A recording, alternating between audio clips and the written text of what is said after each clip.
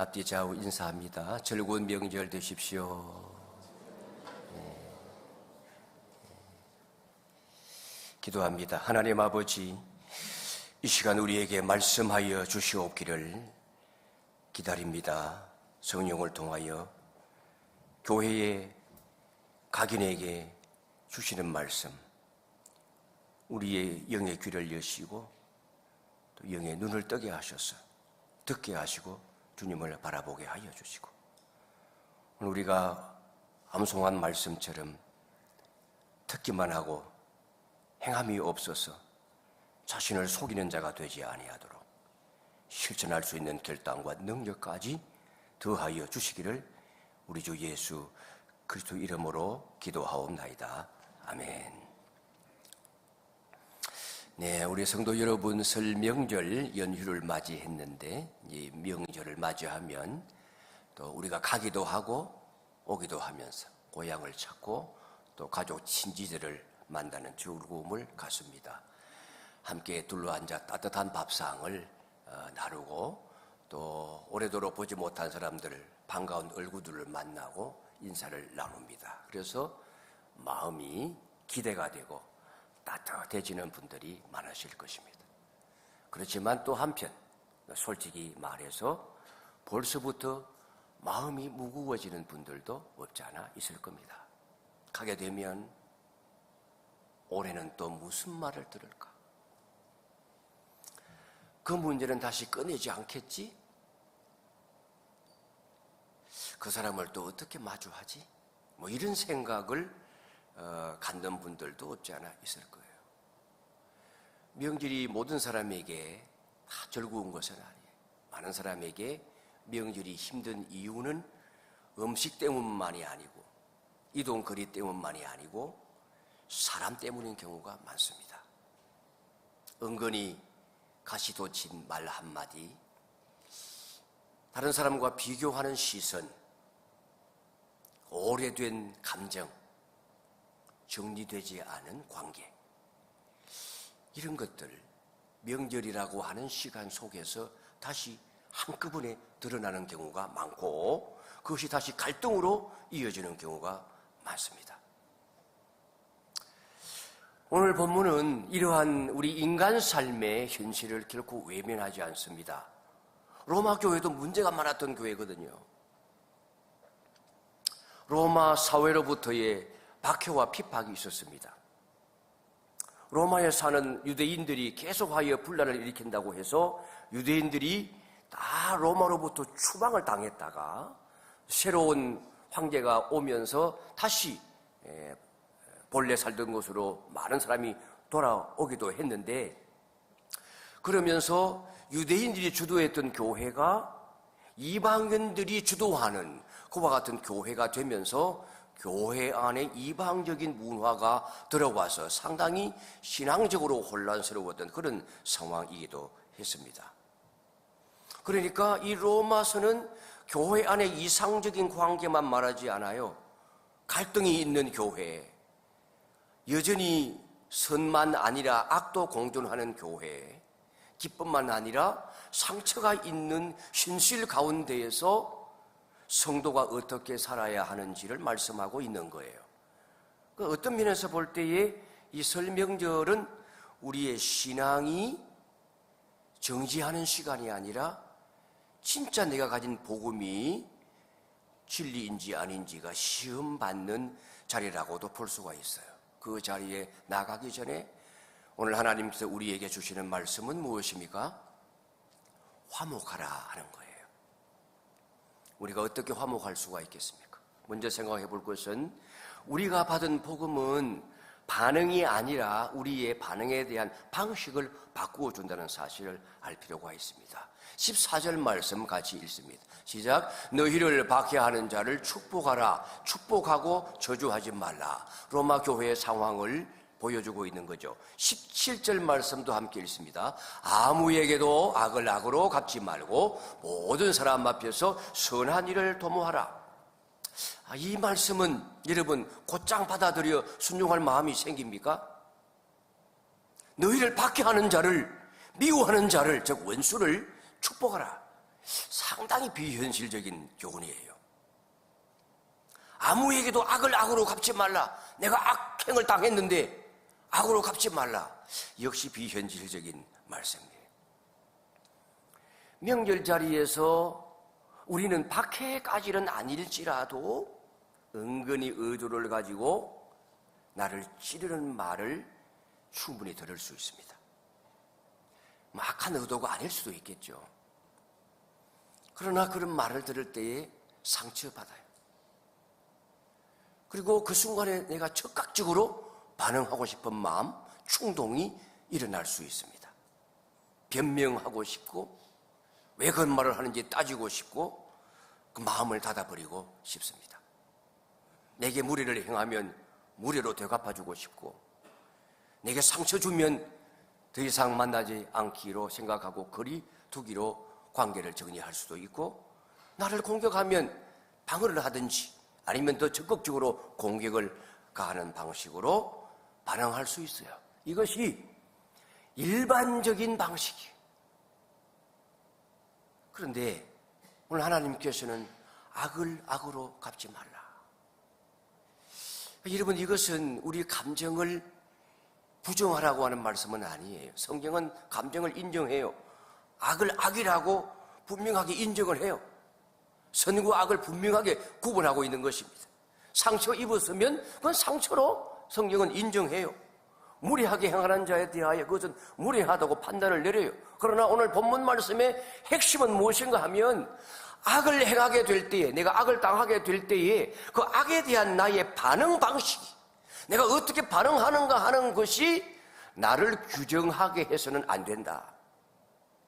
그런 말을 들을 때에 우리는 선택의 기로에 서게 되는데, 나도 똑같은 방식으로 반응할 것인가 아니면 다른 길을 선택할 것인가.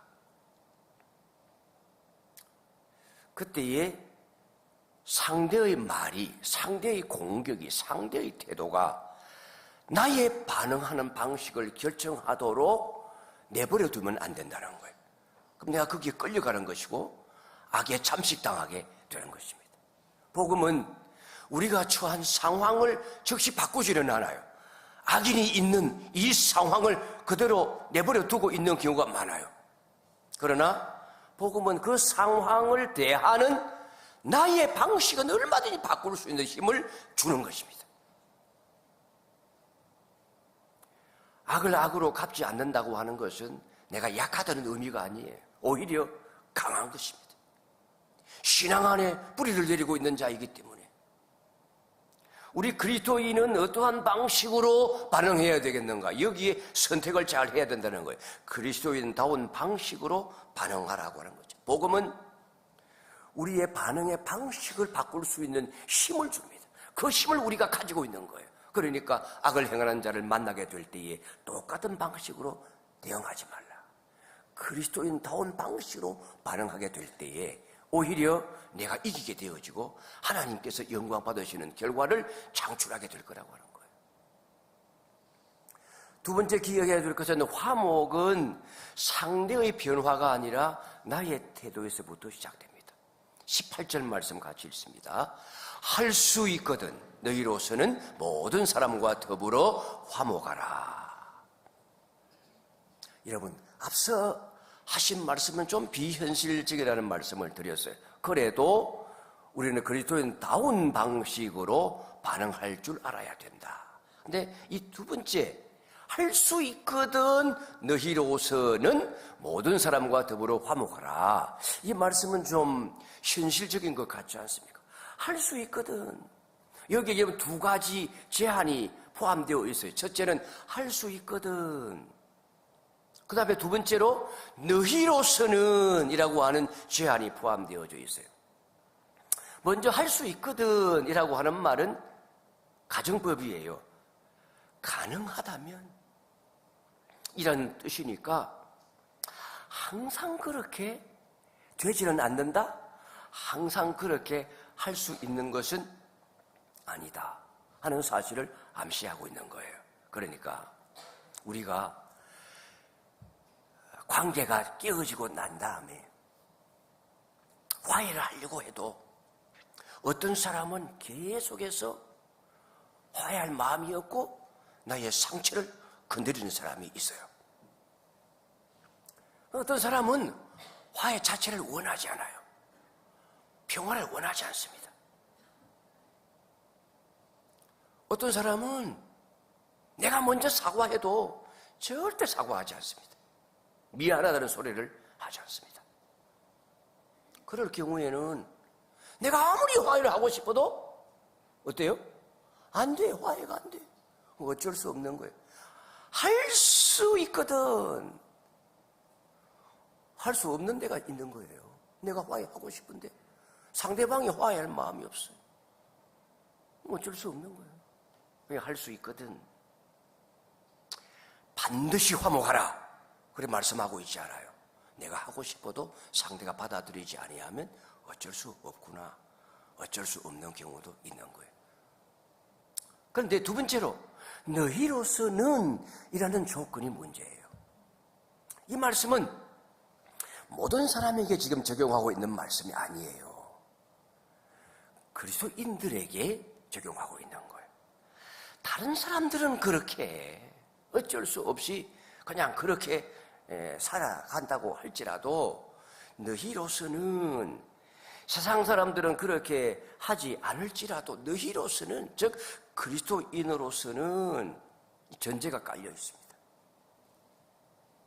예수 그리스도의 구속의 은혜로 구원받은 너희는 그리스도인들은 달라야 한다 하는 거예요.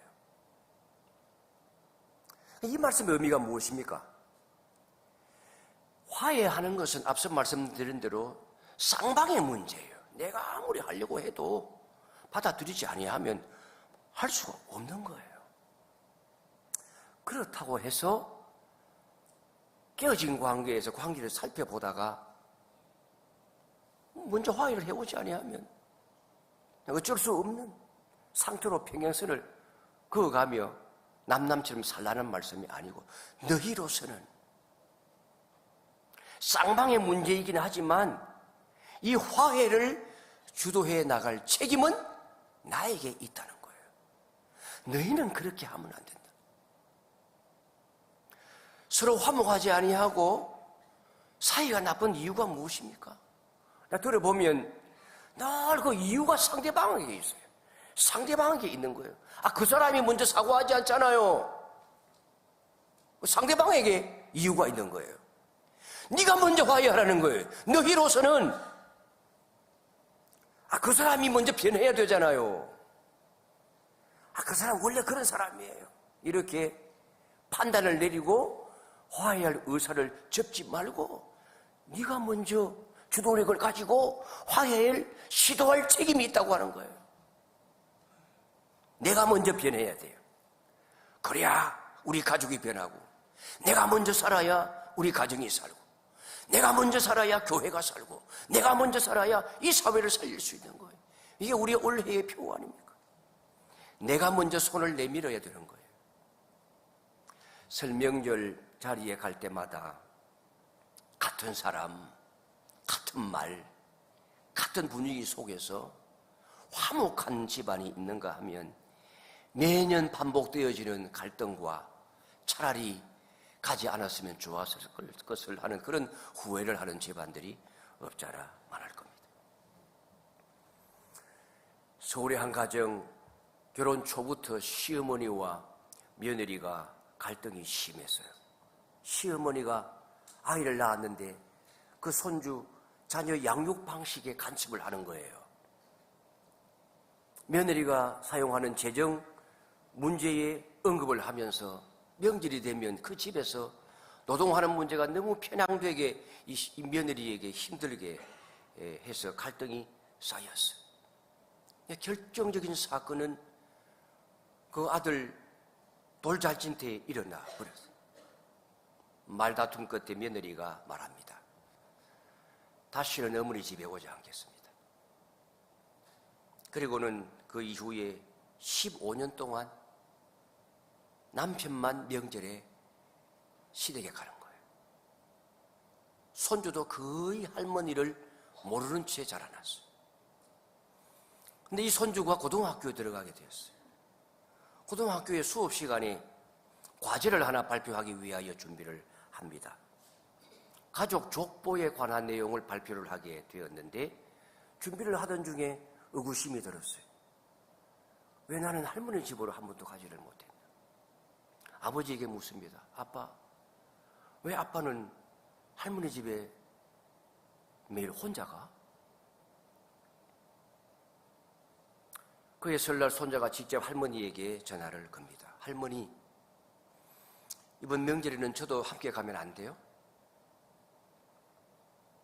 할머니가 허락을 했어요. 어쩔 수 없이 이 어머니가 함께 갑니다. 15년 동안 함께 만나지 못한 시어머니와 며느리가 식탁에 아무 말도 못하고 앉아있어요. 한참의 침묵이 흐른 이후에 시어머니가 먼저 며느리에게 말합니다. 많이 힘들었지?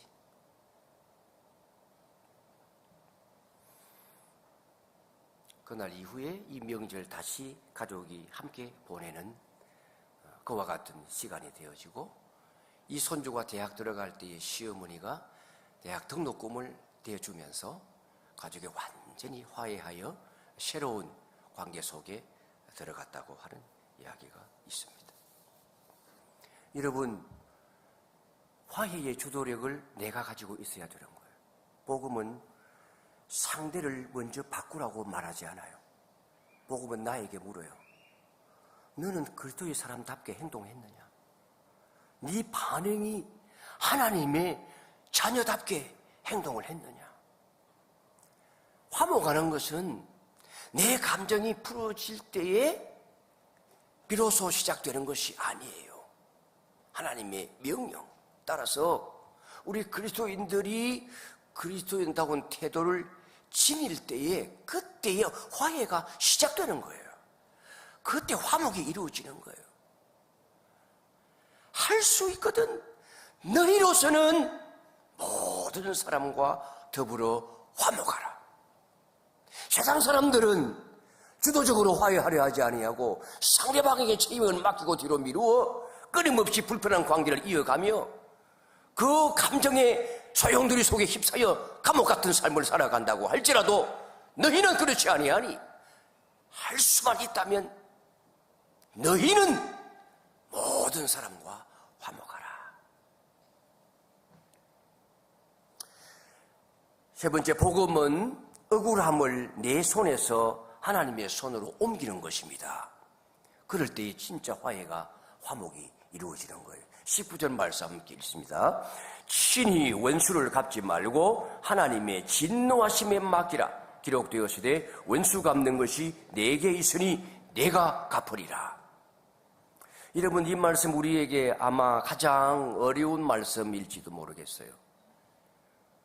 왜냐하면 우리는 억울한 일을 당하면 내가 갚으려고 하지, 그걸 보상받고 싶은 마음을 가지고 있지 그냥 넘어가기는 쉽지가 않거든요. 근데 오늘 본문 말씀 분명하게 말씀해요. 우리 하나님께서 말씀해요. 내가 갚아주겠다. 내가 갚아주겠다. 네가 심판자가 되려고 하지 말라. 정말 전능하신 하나님, 천지를 지으신 하나님, 역사를 주관하시는 하나님, 내 인생의 생수와 화복을 다스리시는 하나님, 모든 부와 귀가 주께로부터 말미암았다고 다윗이 고백한 것처럼 그 사실을 우리가 믿는다면 내 인생을 하나님의 자녀로서 주관하시고 섭리하시고 다스리시는 분이신데 내가 당하는 피해를 하나님이 모르고 계시겠습니까? 나의 억울함을 하나님이 모르고 계시겠습니까? 다 알고 계시는 거거든요. 지금 당장 심판하지 아니하실지라도 최후의 심판 때에 하나님께서 분명히 양과 염소를 가를 것이고 우리의 행한 바를 따라서 상을 주실 것인데 그때의 최종적 심판을 하실 그 하나님을 바라보아야 되지, 내가 심판자가 되어서 한번 닮아보겠다고 나서고 감정적으로 싸우고 한을 품고 그래 살아가면 그게 어찌 하나님의 자녀다운 모습이겠는가? 하나님은 말씀하세요. 내가 갚으리라. 이 말씀을 기억하세요. 하나님, 저 억울합니다.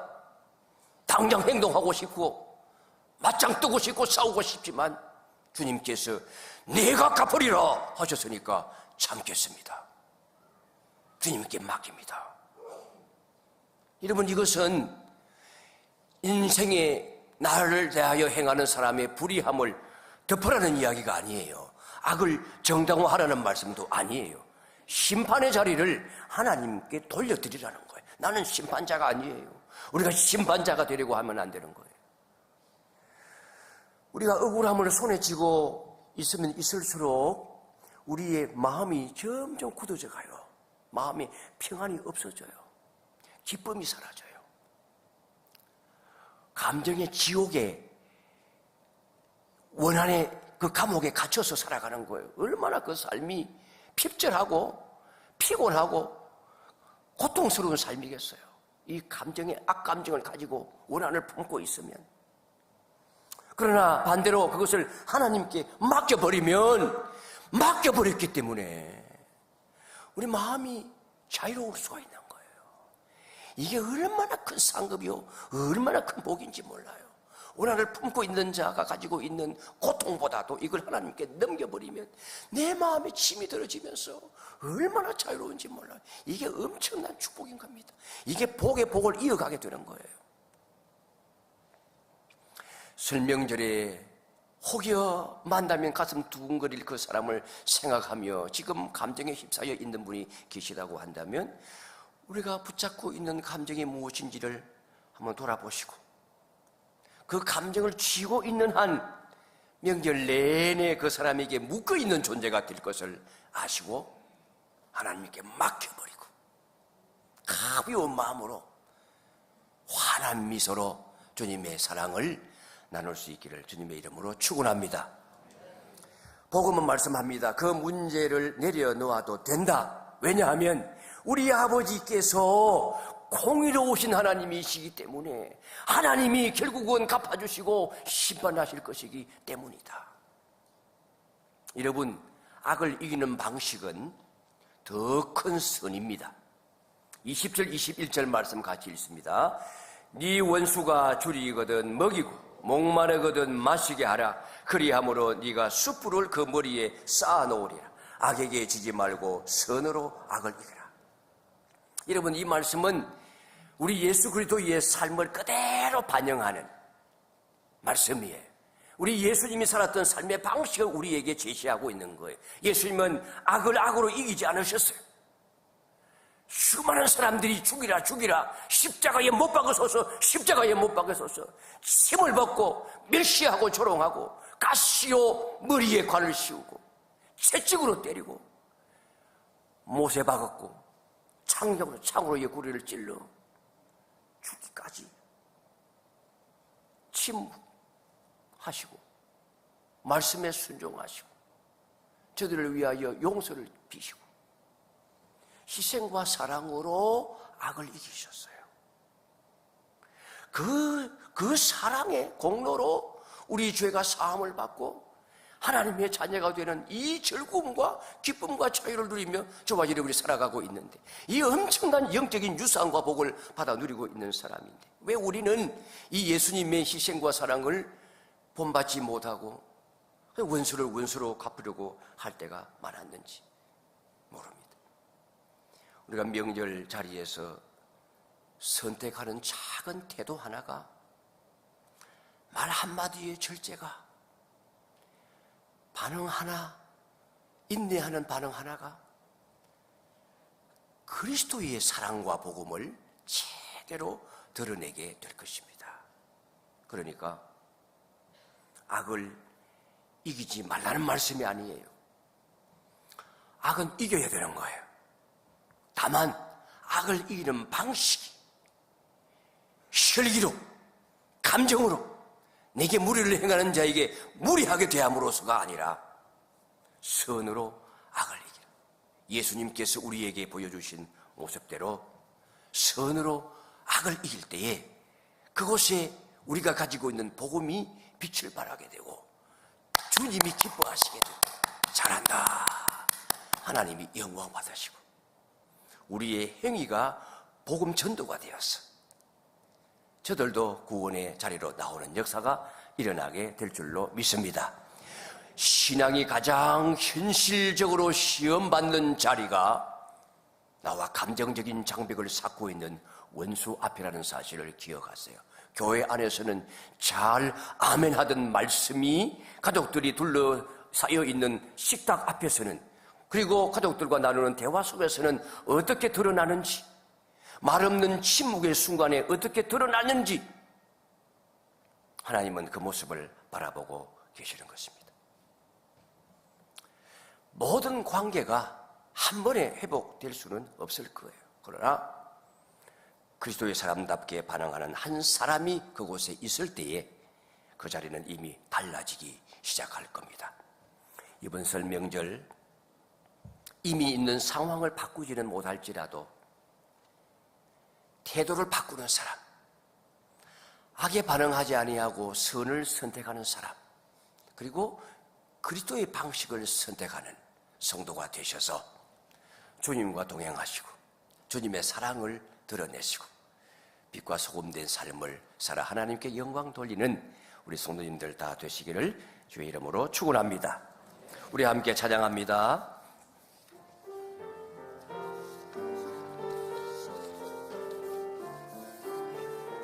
우리 앞뒤 좌우에 있는 분들 손을 내밀며 인사합니다.